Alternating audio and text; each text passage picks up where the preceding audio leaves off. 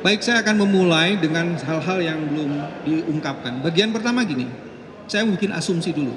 Seandainya Ketua Mahkamah Konstitusi, Pak Soehartoyo, masih berpihak dan berpijak pada dissentingnya pada putusan nomor 90, maka dipastikan permohonan kami dikabulkan. Karena posisinya kan jadi 4-4. Ya kan? Salah satu dalil yang kami ajukan itu berkaitan dengan apa yang disebut dengan prosedur pendaftaran itu. Bila saja dissenting opinion dalam putusan 90 masih dijadikan basis dan dasar untuk memutus permohonan sengketa Pilpres ini, dipastikan permohonan dari 01 dan 03 akan dikabulkan. Jadi ada pergeseran.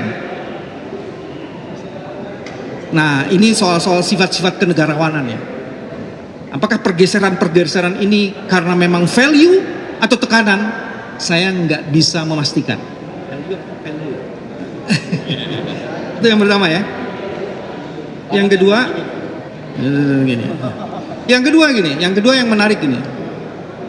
Teman-teman, tidak pernah ada dalam sejarah sengketa Pilpres di Indonesia ada dissenting opinion, tidak pernah ada. 2004, 2009, 2014, never. Ini harus 3. Jadi hari ini ada 3 hakim konstitusi yang membuat dissenting opinion, maka hakim konstitusi ini sedang menulis peradaban demokrasi di Indonesia ini.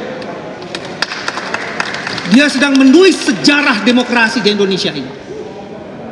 Sehingga kepadanya harus diapresiasi. Salam takzim dari kami. Mahkamah Konstitusi marwahnya dijaga melalui proses dissenting opinion ini. Kalau menurut Profesor Arief tadi, nyala obor demokrasi dihidupkan. Nah, untuk menutupi noktah dalam kanvas hitam demokrasi. Itu pernyataannya itu ya. Jadi poin yang kedua itu ya teman-teman, yang paling menarik adalah itu. Terus yang ketiga, dissenting opinion itu menyatakan perlu dilakukan pemilihan ulang suara, pemilihan suara ulang, pemungutan suara ulang. Bukan 6, ada 8. Saya sebut ya supaya nggak lupa ya. Sumatera Utara, Jakarta, Jawa Barat, Jawa Tengah, Jawa Timur, Bali, Kalimantan Barat, dan Sulawesi Selatan. Dan kalau itu dilakukan, insya Allah kemenangan itu tak akan lari dari genggaman tangan ini. Dan yang paling menarik, kenapa perlu dilakukan pemungutan suara ulang? Dalil kami dari 3 orang hakim itu, dalil kami mengenai bantuan sosial itu terbukti telah dimanipulasi.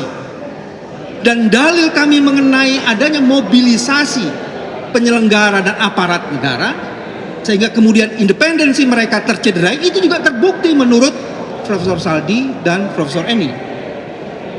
Yang dahsyat Profesor Arief, semua dalil kami terpenuhi menurut Profesor Arief.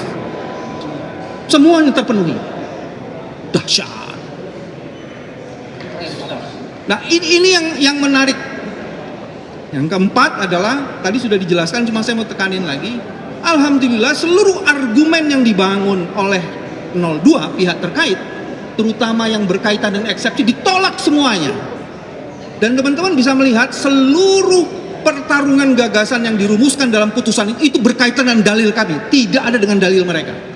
Jadi artinya dalil-dalil yang diajukan kami memang perlu dibahas satu persatu. Yang kelima, ternyata ada cukup banyak catatan di mana Mahkamah Konstitusi tidak masuk dalam perdebatan yang mereka membuat catatan.